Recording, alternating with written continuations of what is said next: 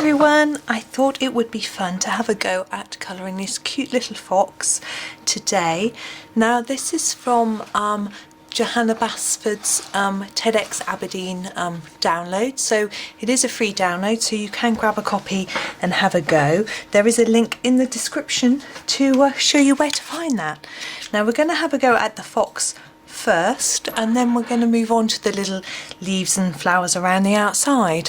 So I have got a picture of a fox on my screen, so I'm going to start with a black. I'm using my Black Widow pencils today, so I'm starting with my black, which is called Black Widow, and we're going to go for the paws, and they're black. Now I'm doing this sort of liney look, I guess, to try and give a little bit of a furry sort of impression, so hopefully it'll look a little bit like fur.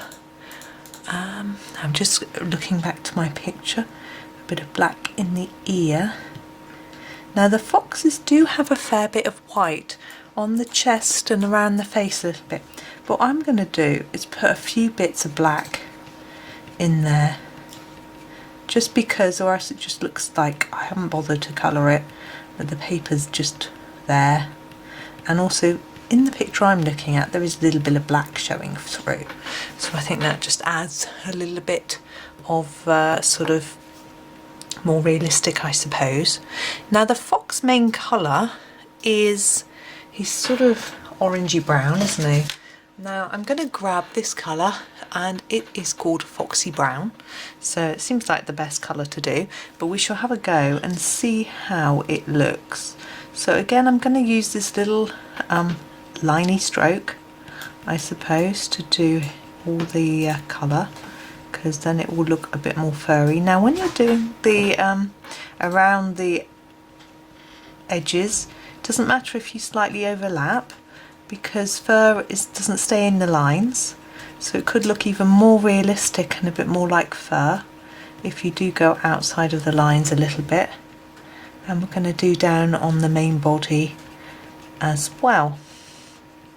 So it takes a little bit more time to cover the paper, although we don't have to cover every scrap when you're doing this little technique, but I think it looks better, but it's up to you. Sometimes you have to be a bit careful, because I have tried this on a pine tree before, this sort of, and it just looked a bit scribbly. So I think the art is to use small lines and persevere and try and cover a biggish area. Another tip could be to do a layer underneath of a browny colour or orangey colour, and then go over it with a darker colour with the lines, and then you're not leaving so much white paper showing. Now down here I think it would be a bit darker, where we've got this sort of overlap of the sort of leg and, I wouldn't say leg and arm, but they're both legs, aren't they? So I'm just putting a few more layers, and now we're going to move down onto the tail.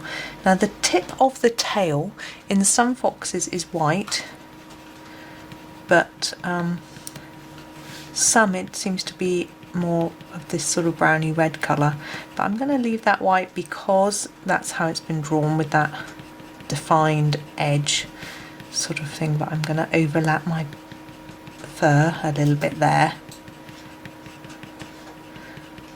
like that. I'm just going to add a little bit more on this part. I feel like I'm rushing and excited now, because I've heard something come through my letterbox and I know what it is, and it's something that I've been waiting all day to come. This is just back to the black and a few dots. Now on the white areas, I'm going to add a little bit of grey as well. So we grab our Spiderweb. Now this is quite a darkish grey colour, so I'm just going to apply a very small amount. I just think it'll add a little bit more difference in colour. Yes, I can't wait to go down and see what's come through my letterbox, but I must continue with this first. So we've got leaves and flowers. They're all quite small. I'm not probably going to do a big mix of different colours for them, so I think I'm just going to grab my Fang Green, which is quite a dark green colour, and I'm going to do these sort of longer leaves here, and I rather like this really dark colour, and I think it might help our slightly lighter fox to stand out. Now with your fox, if you want him to be a bit more orangey or a bit browny, you could keep adding more layers of colour in oranges, darker browns, etc. Now because this is on a Bristol board, it could take more layers of colour. If you've printed yours out on copy paper, you may have to be a little bit careful about the amount of layers of colour you do, because I don't really know how many it will manage. I have found before, if I've added too many layers of colour in a colouring book, it actually rips off the top surface of the paper. Now that is disastrous, because it then goes white and you cannot then colour on it, and it spoils it, so you have to be a little bit careful. But it's very rare that happens, but it's worth being aware of it. I'm going to grab a different shade of green for the other leaves. This is the Toxic Green. It's still quite a dark colour. I'm going to do these loose leaves here and go all around. And while I'm doing this, I'm thinking about what colour to do these flowers. I'm thinking, you know, flowers often pink, purple, that sort of thing, but I think because we've got our brown fox, that probably doing some orange flowers might just work. It might just tie in with the colour of the fox. So now I notice around this drawing we've got some little dots and circles and things like that, which actually quite a lot of the pictures on this page have. And sometimes I've ignored them and sometimes I haven't. So I'm also thinking about what I might do there. But I'm going to grab my orange. I have got a pumpkin colour, which I know is a very vibrant orange, which I think will work well in sort of setting off this picture. Colour choices can be tricky. It can be... if you really aren't sure and you're not sure what's going to work, what I would suggest is to take what you've done so far, photocopy it, then experiment around with different colours on your copy, and then you can work out what works best. If you're using a printout like this, it's probably not really a need to photocopy it. You can probably just mess around and it'll be okay. But if you're in a book, that might be a better way to go about it. I'm going to use the banana to do the centres of the flowers. I'm using this yellow. I just think it will brighten and stand out just a little bit. It's quite pale, you can't really see it massively. And what I'm going to do as well is go back to this pumpkin and use a little bit on the fox, just here and there. And I think it will just help to tie him in with the colour of the flowers. I say him, could be a she, couldn't it? I don't know. Now, when you're doing fur, it's also wise to be aware of the direction that the fur will grow in. So it will grow in, so the tail would all grow in this sort of direction, as you can see, from sort of base to tip. Whereas on the body, you'll get straight across the back, but then you get down the limbs as well, so you just need to think about whether you need to change the direction a little bit when you're as you colour through it. This is quite orangey, but I rather like it.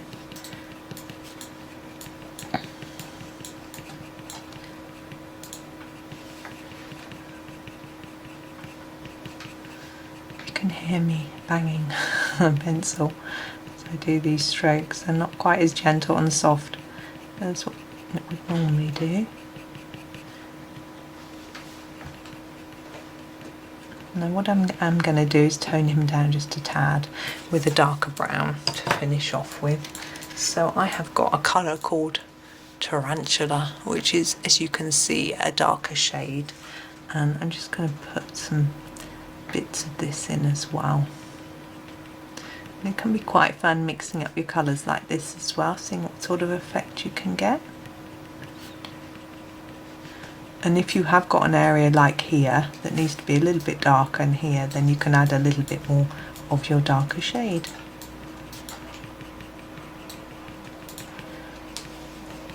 Now if you do add a colour underneath to start with, do bear in mind that if you push really hard and burnish it down into the paper, you won't be able to colour another layer on top. And excuse me, certain brands are better at layering than others, so you will know your pencil brand and whether that is going to be possible for you.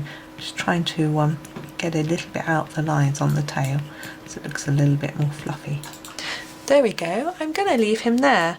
I was going to do quite a limited palette. I've used 3, 6, 8 different pencils in the end, but there's our little fox done. So thank you very much for watching. I hope you enjoyed this little video and that you're going to have a little go and do your fox. So happy colouring.